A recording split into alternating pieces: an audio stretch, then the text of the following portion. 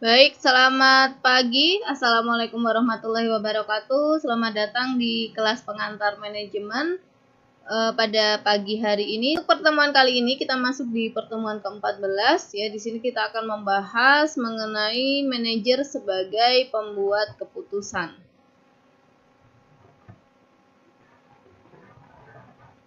Tujuan pembelajaran kita pada pagi hari ini ya, nanti diharapkan Anda semua setelah mengikuti kelas pada pagi hari ini mampu memahami dan menganalisis pembuatan keputusan oleh manajer dalam perspektif profesional dan etis ya. Jadi bagaimana cara ya para manajer dalam mengambil keputusan.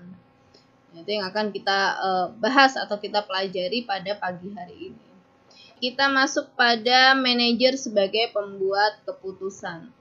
Nah, sebenarnya untuk terkait dengan pembuat keputusan ya atau pembuatan keputusan, nah ini menjadi kunci kegiatan seorang manajer. Ya, jadi apa sih kegiatan utama atau kunci kegiatan seorang manajer itu apa? Membuat keputusan, ya, membuat berbagai kebijakan yang ada di dalam perusahaan atau organisasi.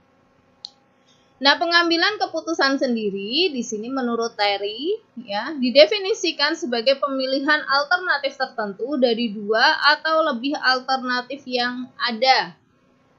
Ya, jadi ketika mengambil keputusan itu biasanya ya terdapat beberapa alternatif ya yang tersedia, kemudian dipilih satu ya alternatif yang paling sesuai untuk memecahkan masalah tersebut. Kemudian yang kedua, definisi terkait dengan pengambilan keputusan menurut Knowles. Di sini disampaikan bahwa pengambilan keputusan adalah pemilihan di antara berbagai alternatif mengenai suatu cara bertindak. Dan yang terakhir ada definisi pengambilan keputusan menurut Hasibuan. Ya, di sini pengambilan keputusan adalah proses penentuan keputusan terbaik dari sejumlah alternatif untuk melakukan aktivitas di masa yang akan datang. Ya, jadi terkait dengan pengambilan keputusan ini umumnya ini terdapat beberapa alternatif keputusan atau terdapat beberapa alternatif ya. Nah, ini yang kemudian dipilih ya satu alternatif terbaik untuk bertindak atau untuk memecahkan suatu masalah atau untuk melakukan aktivitas di masa yang akan datang. Nah, pengambilan keputusan sendiri ini menjadi keterampilan ya bagi seorang manajer. Nah, mungkin ada yang masih ingat loh Bu, tapi dulu keterampilan manajer cuma ada 3 tuh, dan nggak ada pengambilan keputusan. Mungkin kita ingat-ingat dulu ya di pertemuan keberapa ya dulu, 3 ya atau 4. Nah, kita sempat bahas mengenai keterampilan manajer ya, ada 3. Ada keterampilan konseptual, keterampilan pengelolaan SDM, dan keterampilan teknis menurut Katz ya. Nah, kemudian Griffin ya ini menambahkan 2 keterampilan manajer ya atau manajemen yang harus dimiliki oleh seorang pemimpin atau seorang manajer. Yang pertama adalah keterampilan dalam memanage waktu, dan yang kedua adalah keterampilan membuat keputusan. Ya, jadi di pertemuan ketiga itu kita bahas 3 keterampilan manajemen atau manajer menurut Katz ya, ada keterampilan konseptual ya, keterampilan untuk melihat kondisi di masa yang akan datang ya, keterampilan untuk mencari ide-ide ya, membuat konsep tentang apa sih yang akan dikerjakan oleh perusahaan atau organisasi. Kemudian keterampilan dalam mengelola SDM ya, mengelola sumber daya manusia, mengelola karyawan atau individu yang ada di dalam perusahaan tersebut, dan keterampilan teknis ya, ini adalah keterampilan terhadap satu bidang tertentu. Nah, kemudian di pertemuan kali ini ditambahkan lagi keterampilan manajemen atau manajer. Ini menurut Griffin ada keterampilan dalam memanage waktu dan keterampilan membuat keputusan. Dan yang akan kita bahas lebih jauh ya terkait dengan keterampilan manajer adalah keterampilan membuat keputusan. Nah, menurut Griffin sendiri ya, keterampilan membuat keputusan ini tahapannya ada mendefinisikan masalah dan mencari berbagai alternatif ya untuk menyelesaikan masalah tersebut. Kemudian mengevaluasi alternatif dan memilih yang terbaik. Ya, jadi setelah diketahui masalahnya apa, dicari nih kira-kira untuk menyelesaikan masalah tersebut solusinya apa ya. Nah, biasanya tidak hanya satu solusi kemudian diimplementasikan, tapi dicari beberapa alternatif solusi. Ya, nah kemudian dari alternatif solusi tersebut dievaluasi, ya, di ranking biasanya ya. Nah, kemudian setelah di ranking, dapat nih misalnya alternatif C itu nilainya paling tinggi. Nah, berarti alternatif itu yang dianggap paling baik untuk diimplementasikan dalam penyelesaian masalah tersebut. Ya, kemudian setelah mengevaluasi, memilih, ya, tahapan terakhir adalah mengimplementasi dan mengawasi. Nah, ini ada beberapa pendekatan dalam pengambilan keputusan yang biasanya digunakan oleh seorang manajer. Ya, yang pertama adalah pengambilan keputusan berdasarkan intuisi. Yang kedua, pengambilan keputusan secara rasional. Kemudian pengambilan keputusan berdasarkan fakta. Dan yang terakhir adalah pengambilan keputusan berdasarkan pengalaman. Nah, ini kita akan bahas satu-satu ya terkait dengan pendekatan pengambilan keputusan. Ini yang pertama, pengambilan keputusan berdasarkan intuisi. Nah, di sini keputusan yang diambil berdasarkan intuisi atau perasaan lebih bersifat subjektif, yaitu mudah terkena sugesti, pengaruh luar, dan faktor kejiwaan. Pengambilan keputusan secara intuisi ini terdapat beberapa keuntungan, yaitu pengambilan keputusan dilakukan oleh salah satu pihak sehingga mudah untuk memutuskan. Dan keputusan intuitif ini lebih tepat untuk masalah-masalah yang bersifat kemanusiaan. Pengambilan keputusan yang berdasarkan intuisi membutuhkan waktu yang singkat untuk masalah yang dampaknya terbatas. Dan pengambilan keputusan intuisi ini sulit diukur kebenarannya karena kesulitan dalam mencari pembanding.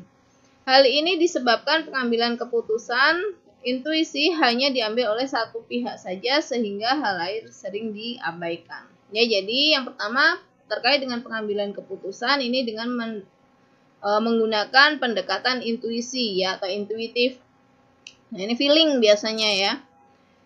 Nah, untuk pengambilan keputusan berdasarkan intuisi ini keuntungannya adalah lebih cepat ya karena akan diputuskan oleh satu orang tanpa mempertimbangkan faktor lain ya atau masukan dari pihak-pihak lain ya karena langsung si pimpinan atau manajer tersebut yang akan mengambil keputusan. Kemudian untuk pengambilan keputusan ini ya itu keuntungannya, kemudian untuk kelemahannya adalah sulit diukur kebenarannya ya karena tadi dikatakan sulit untuk mencari pembandingnya terkait dengan keputusan yang sudah diambil.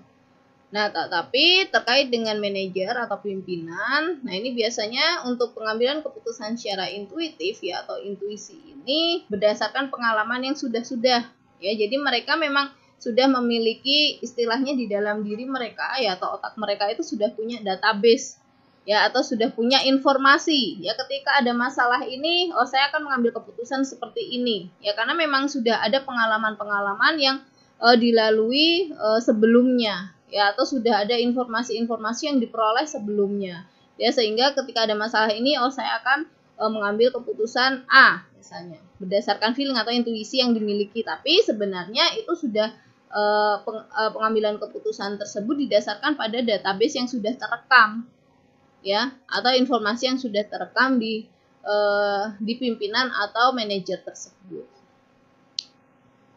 Kemudian pengambilan keputusan rasional. Nah, pengambilan keputusan rasional berkaitan dengan daya guna. Masalah-masalah yang dihadapi merupakan masalah yang memerlukan pemecahan secara rasional. Keputusan yang dibuat berdasarkan pertimbangan rasional lebih objektif.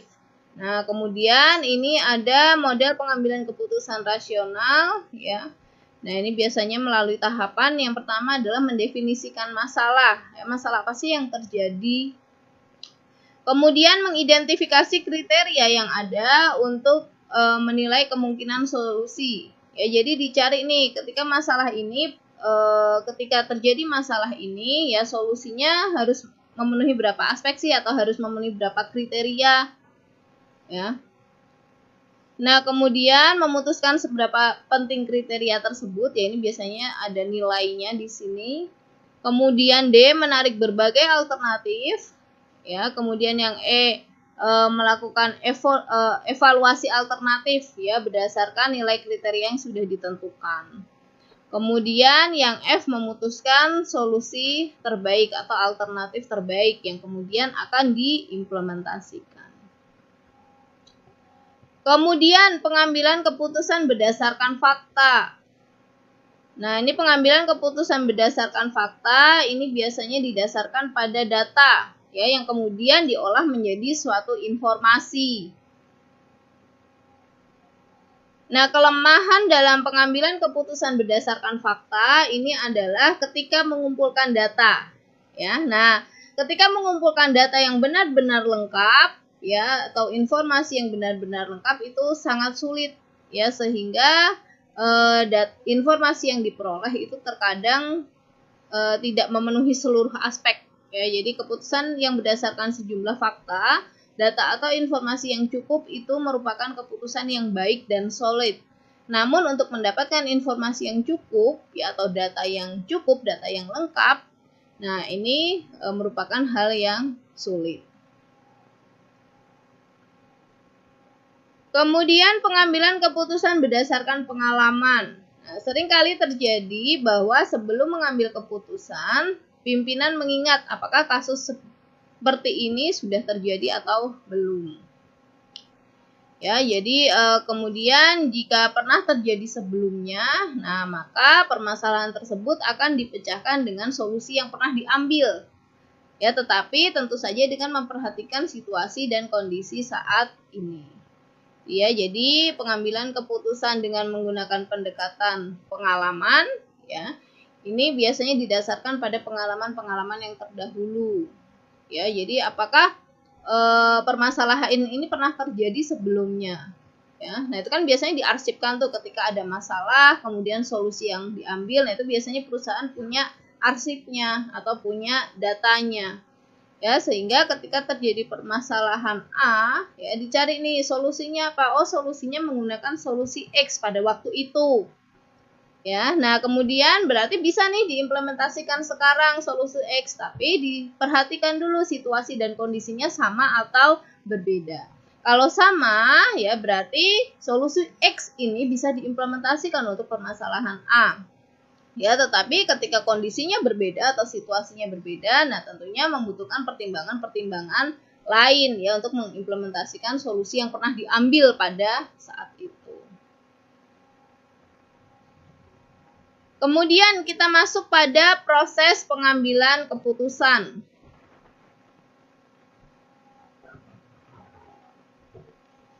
Nah, ini proses pengambilan keputusan ambil dari tempatnya Griffin tadi ya. Jadi yang pertama mengidentifikasi masalah, ya kemudian merumuskan, mengevaluasi dan memilih alternatif, dan yang ketiga adalah mengimplementasikan alternatif yang dipilih. Oke, yang pertama mengidentifikasi masalah. Masalah bukan hanya gejala masalah dan menentukan bagian-bagian masalah yang harus diselesaikan. Identifikasi dapat dilakukan dengan menganalisis hubungan sebab akibat, mengamati adanya penyimpangan, dan berkomunikasi dengan pihak yang mampu memberikan pandangan tentang masalah tersebut. Ya, jadi ketika misalnya muncul permasalahan di perusahaan, misalnya penjualannya menurun, ya, penjualannya menurun nih, berarti sudah ada masalah nih. Pasalnya apa? Masalahnya penjualannya turun, yang tadinya bisa 100% ya sekarang hanya misalnya 60%. Nah, ayo cari solusinya. Nah, enggak gitu ya, tapi diidentifikasi dulu ketika penjualan turun, apa sih penyebabnya? Ya tadi ya cari hubungan sebab akibatnya. Apa penyebabnya? Oh, penyebabnya ternyata harga bahan bakunya naik nih, sehingga biaya produksinya ya atau HPP-nya tinggi. Ya, ketika HPP-nya tinggi berarti price yang dilempar ke pasaran juga akan meningkat. Nah, konsumen tidak merespon dengan baik ya dengan kenaikan harga tersebut ya sehingga penjualannya rendah. Atau misalnya di lingkungan eksternalnya ya dilihat, pesaing sekarang bisa menjual dengan harga yang lebih rendah ya, dengan kualitas yang lebih baik ya dalam produk yang sama. Nah, sehingga konsumen lebih memilih pesaing atau kompetitor kita ya, produk kompetitor kita. Nah, dicari aspek-aspeknya, atau mungkin ternyata promosinya kurang nih ya, yang lain promosinya gila-gilaan, kompetitor promosinya gila-gilaan, kita promosinya misalnya hanya melalui media cetak gitu kan. Nah, ya jadi dicari sebab akibat terkait dengan munculnya masalah tersebut. Kemudian diamati ya, ada penyimpangan atau tidak ya, atau misalnya nih kok HPP-nya bisa naik ya, HPP-nya bisa naik kenapa nih, ternyata di dalamnya ada penyimpangan ya, dalam pelaksanaan proses produksinya tidak sesuai dengan prosedur yang seharusnya atau tidak sesuai dengan rencana yang seharusnya ya. Nah, kemudian dievaluasi nih, atau berkomunikasi dengan pihak-pihak yang mampu memberikan pandangan tentang masalah tersebut ya. Jadi berkomunikasi misalnya dengan bagian produksi atau dengan bagian pemasaran ya. Nah, sehingga dapat diketahui masalah secara detail. Kemudian merumuskan, mengevaluasi dan memilih alternatif. Nah, ini ya, menentukan, mengumpulkan dan menganalisis data yang dianggap relevan dan memadai untuk merumuskan alternatif penyelesaian. Kemudian yang kedua, menganalisa. Salah satu caranya dengan memberikan bobot terhadap kriteria pengambilan keputusan ya, untuk memberikan prioritas yang tepat dalam keputusannya. Ya, kemudian mengembangkan dan mengevaluasi alternatif. Nah, yang ketiga, manajer harus mengembangkan alternatif keputusan yang layak. Dalam hal ini diperlukan adanya kreativitas pengambilan keputusan. Kemudian, setelah manajer mengembangkan alternatif tersebut harus dievaluasi untuk menilai efektivitasnya. Ya, setelah dievaluasi, alternatif di-ranking dan manajer memilih alternatif yang terbaik. Ya, jadi setelah tadi diketahui permasalahannya, kemudian dicari ya, atau dikumpulkan data-data yang dianggap relevan untuk menyelesaikan masalah tersebut ya. Nah, data-data ini nantinya akan digunakan untuk merumuskan alternatif penyelesaian masalah. Nah, kemudian dari data-data tersebut ya, manajer nanti harus kreatif ya ketika mengambil berbagai alternatif keputusan. Ya, jadi cari nih keputusan A, misalnya keputusan A memenuhi kriteria ABC ya, misalnya ada 10 kriteria. Keputusan B memenuhi kriteria misalnya C, D, E, F ya.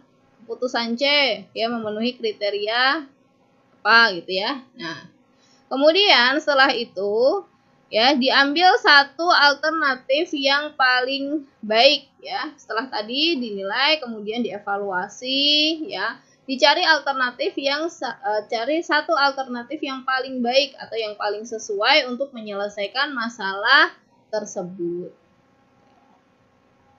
Nah, kemudian tahapan terakhir ya, setelah dapat nih alternatif mana yang kira-kira terbaik ya untuk menyelesaikan suatu masalah, nah kemudian diimplementasikan. Ya, diimplementasikan alternatif tersebut. Nah, tentunya ketika mengimplementasikan suatu alternatif atau suatu keputusan ya, nah, manajer harus menyiapkan, ini ada rencana, ya rencana pelaksanaannya seperti apa, kemudian anggaran yang dibutuhkan untuk mengimplementasikan keputusan atau alternatif itu seperti apa, kemudian schedule kegiatannya ya akan dilaksanakan di bulan apa, kemudian nanti di bulan pertama misalnya harus capaiannya harus berapa, ya alokasi SDM-nya, tanggung jawab dan tugas-tugas yang berkaitan dengan alternatif yang dipilih. Ya, jadi ketika memilih suatu alternatif itu tidak hanya dipilih alternatifnya kemudian diimplementasikan. Tidak hanya seperti itu, tapi dipikirkan ya. Ini alternatif ini akan dijalankan dengan cara yang bagaimana nih, ya.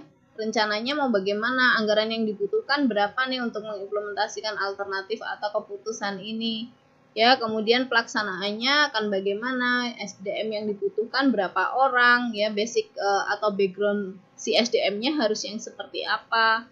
Ya, tanggung jawab dan tugas untuk melaksanakan rencana atau kegiatan tersebut ini bagaimana. Nah, itu harus dipikirkan ya oleh seorang manajer. Selanjutnya, manajer harus mempertimbangkan umpan balik yang dihasilkan dari implementasi keputusan sebagai bahan pembelajaran di masa depan atau di masa yang akan datang. Nah, kemudian harus dipertimbangkan feedbacknya ya, atau hasilnya ya, atau respon dari alternatif yang diimplementasikan tersebut. Selanjutnya, kita masuk pada jenis-jenis pengambilan keputusan.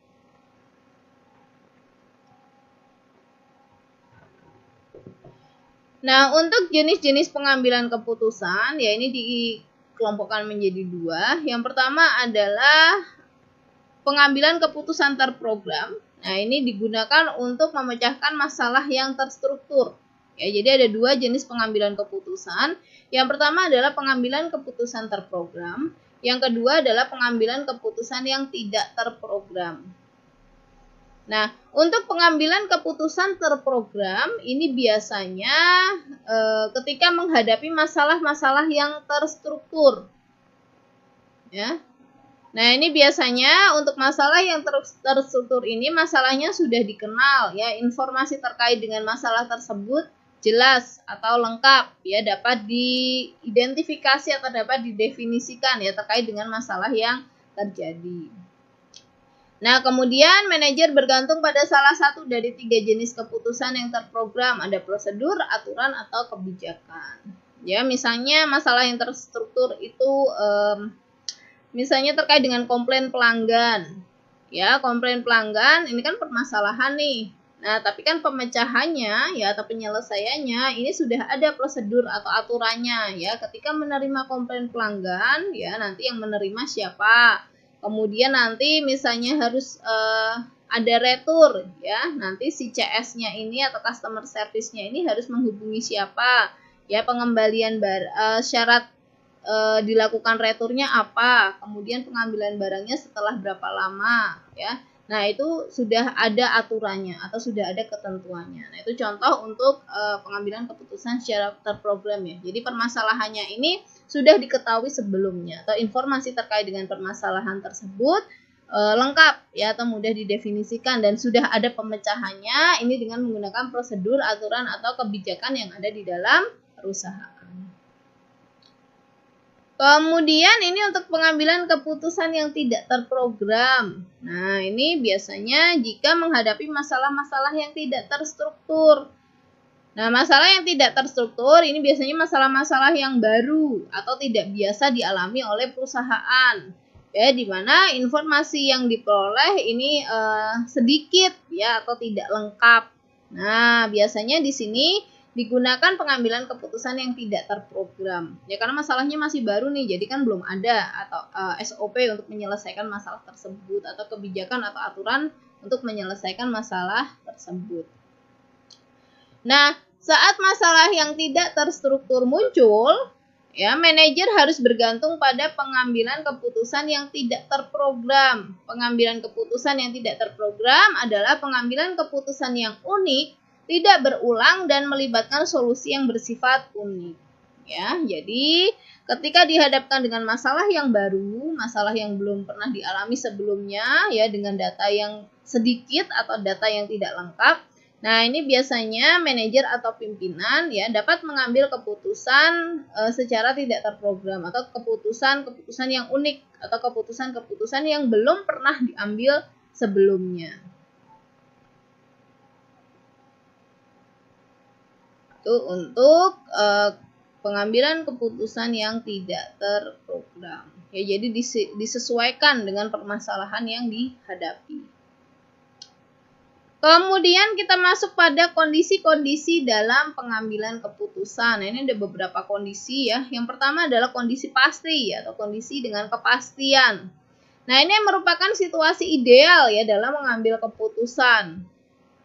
Yaitu di mana manajer dapat membuat keputusan secara akurat karena hasil dari setiap alternatif diketahui secara pasti. Nah, ini biasanya sudah memperoleh atau sudah memiliki informasi yang lengkap atau data yang lengkap, ya misalnya sudah pernah terjadi sebelumnya, ya kemudian keputusan yang diambil sudah pernah dilakukan, ya data atau informasi yang dimiliki lengkap. Nah ini biasanya untuk kondisi-kondisi seperti ini, ya keputusan yang diambil ini akan akurat atau akan tepat.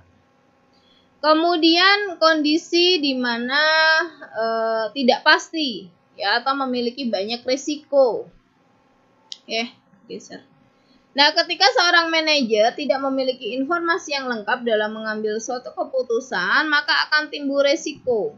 Dalam situasi ini, manajer harus menentukan probabilitas setiap alternatif atas dasar informasi yang tersedia dan juga berdasarkan pengalaman. Ya, jadi kondisi yang kedua, kalau tadi yang pertama ini kondisi yang pasti ya, kondisi pasti sih aman ya karena informasinya lengkap, kemudian untuk case-nya juga biasanya sudah pernah terjadi sebelumnya, ya jadi arsip terkait dengan penyelesaian masalah tersebut kan tinggal dicari saja, kemudian disesuaikan dengan situasi dan kondisi yang ada.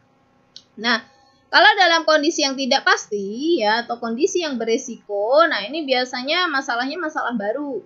Ya, kemudian informasi atau datanya ini sedikit atau tidak lengkap. Nah, biasanya pengambilan keputusan dalam kondisi tersebut ini memiliki banyak risiko ya atau alternatif yang dipilih ya atau beberapa alternatif yang disediakan. Nah, ini biasanya mengandung risiko-risiko. Ya, jadi misalnya ketika alternatif A yang dipilih, nah nanti ada risiko X yang mendampingi. Ya, kemudian alternatif B yang dipilih, ada risiko Y yang mendampingi. Karena apa? Karena datanya tidak lengkap. Ya, informasi yang dimiliki oleh perusahaan atau manajer itu tidak lengkap atau sedikit. Nah, dalam kondisi seperti ini, manajer harus menentukan probabilitas setiap alternatif ya. Jadi kemungkinan terpilihnya setiap alternatif ya berdasarkan risiko yang yang istilahnya risiko yang menempel di setiap alternatif. Ya, kemudian atas dasar informasi yang tersedia ya, kemudian berdasarkan informasi yang ada ya walaupun hanya sedikit dan juga pengalaman. Kemudian kita masuk pada bias dan kesalahan dalam mengambil keputusan. Nah, ini biasanya kesalahan-kesalahan ya yang sering terjadi dalam mengambil keputusan atau bias dalam mengambil keputusan. Yang pertama, overconfidence bias ya atau bias ya kesalahan karena terlalu percaya diri. Nah, ini biasanya pemimpin atau manajer ya berpikir mereka tahu lebih banyak ya dari apa yang sebenarnya terjadi. Nah, kemudian kemudian ke overconfidentan ini ya digunakan sebagai pengambilan keputusan. Nah, akhirnya mengakibatkan gagal ya atau kesalahan dalam pengambilan keputusan. Kemudian bias kepuasan sesaat. Nah, pengambil keputusan yang cenderung ingin mendapatkan imbalan langsung untuk orang-orang tersebut, pilihan keputusan yang menyediakan imbalan cepat lebih menarik dibandingkan dengan mendapatkan imbalan tersebut setelahnya. Nah, ini juga merupakan kesalahan ya dalam pengambilan keputusan. Jadi, misalnya ada 3 alternatif. Alternatif yang pertama ya dia akan memperoleh keuntungan secara langsung. Ya, jadi ketika mengambil keputusan ya keuntungannya langsung akan diperoleh ya, keuntungannya tinggi langsung akan diperoleh. Tapi setelah itu ya perusahaan misalnya tidak akan lagi memperoleh keuntungan atau bahkan merugi. Nah, sedangkan alternatif yang B ya, ini di awal ya keuntungannya rendah atau tidak memperoleh keuntungan, tapi setelahnya perusahaan akan memperoleh keuntungan dalam jangka waktu yang sangat panjang. Nah, bias yang sering terjadi adalah manajer atau pimpinan itu akan memilih alternatif A ya di mana sudah nampak nih imbalan atau keuntungan yang akan diperoleh. Nah, ini sering terjadi ya atau kesalahan atau bias yang sering terjadi dalam pengambilan keputusan. Kemudian kesalahan yang ketiga, ini adanya efek penahan. Ya, pengambil keputusan terpaku pada informasi awal sebagai titik awal dan gagal untuk menyesuaikan pada informasi selanjutnya. Kesan pertama, ide pertama, harga pertama, dan perkiraan pertama membawa bobot yang berlebihan dibandingkan informasi yang diterima kemudian. Nah, ini menjadi kesalahan yang ketiga ya. Jadi ketika misalnya mendapatkan informasi A, ya langsung oleh si pengambil keputusan ya, atau si manajer atau si pimpinan ini digunakan sebagai dasar untuk mengambil keputusan nih ya, si informasi A tadi. Nah, kemudian masuk nih informasi B, informasi C. Nah, ini cenderung diabaikan ya. Jadi lebih istilahnya nggak bisa move on ya. Jadi ketika ada informasi A ya sudah, dia gunakan informasi A ini sebagai bahan untuk mengambil keputusan. Nah, ini sering terjadi. Kemudian bias atau kesalahan yang keempat, nih bias persepsi selektif ya, atau selective perception bias. Pengambil keputusan secara selektif mengatur dan menafsirkan peristiwa berdasarkan persepsi bias mereka. Ya, jadi ini mengambil keputusan berdasarkan persepsi si pengambil keputusan atau si manajer itu sendiri. Kemudian ada bias konfirmasi. Nah, ini pengambil keputusan mencari informasi yang menegaskan pilihan mereka. Pengambil keputusan cenderung untuk menerima secara penuh informasi yang menegaskan pandangan mereka dan bersifat kritis serta skeptis terhadap informasi yang menentang pandangan mereka. Nah, ini juga yang sering terjadi ya, bias konfirmasi. Jadi ketika si pemimpin, alternatifnya kayaknya yang bagus yang A nih. Nah, kemudian dia akan cari pendukung nih, akan cari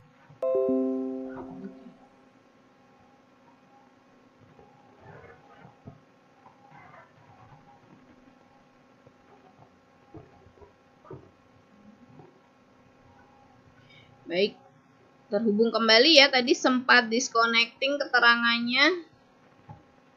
Tapi untung munculnya cepat nih, jadi ketika saya klik lagi sudah reconnecting kembali. Ya, cuman agak buram ya jadinya. Mungkin ditunggu sebentar ya, nanti jelas lagi.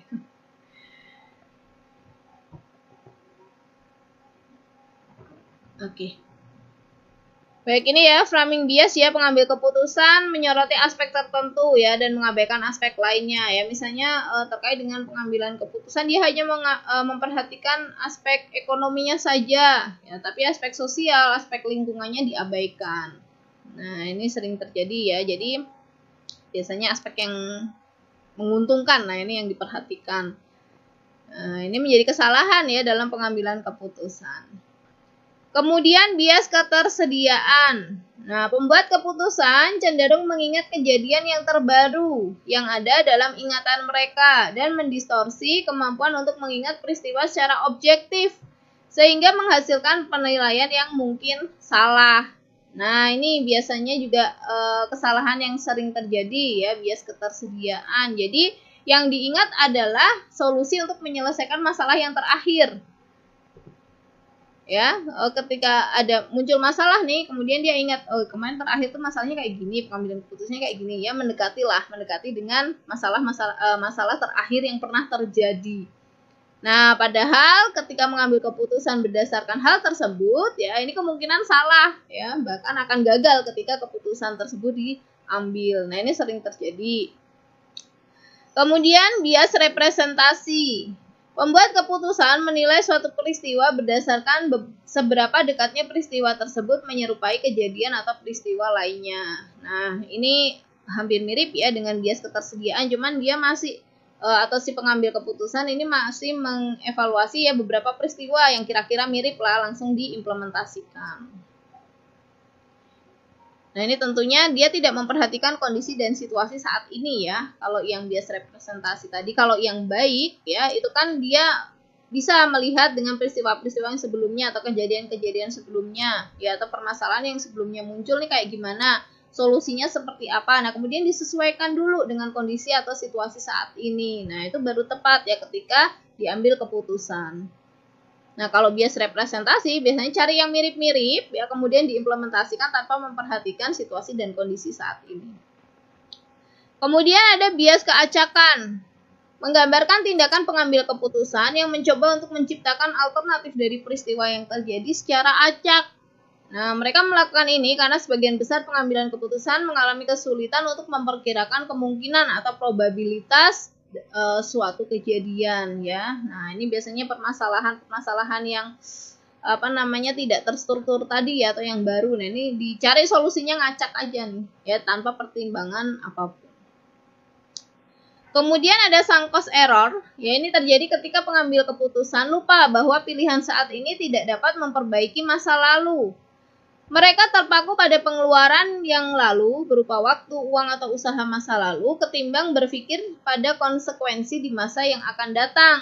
Alih-alih mengabaikan biaya yang sudah terjadi atau yang disebut sebagai sunk cost, mereka tidak bisa melupakannya. Ya, jadi untuk sunk cost error ini istilahnya si manajer atau pimpinannya nggak bisa move on dari kejadian sebelumnya. Ya, jadi misalnya sudah pernah terjadi permasalahan, ya kemudian dicari alternatifnya, ya diimplementasikan. Nah, ketika mengimplementasikan alternatif untuk pemecahan masalah tersebut, biasanya kan sudah mengeluarkan dana, ya sudah mengeluarkan tenaga, mengeluarkan waktu dan lain sebagainya. Nah, jadi ketika ada masalah baru, ya ada masalah baru yang mungkin terjadi, ya ketika ingin mencari solusinya atau pemecahan masalah tersebut, dia nggak bisa move on dari case yang sebelumnya atau kasus yang sebelumnya. Ketika misalnya biayanya dibutuhkan misalnya 10 juta, kemarin saya keluarin 10 juta gagal ya. Ternyata biaya yang saya keluarkan besar tapi ketika diimplementasikan gagal. Ini gagal lagi nggak ya gitu, ketika harus mengeluarkan biaya yang sama besarnya gitu, atau mengeluarkan tenaga yang sama besarnya gitu ya. Jadi dia masih istilahnya tidak bisa bangkit ya dari kondisi di masa lalu. Kuliah saya akhiri. Terima kasih banyak yang sudah berpartisipasi pada pagi hari ini. Sehat dan sukses selalu untuk Anda semua. Selamat pagi. Wassalamualaikum warahmatullahi wabarakatuh.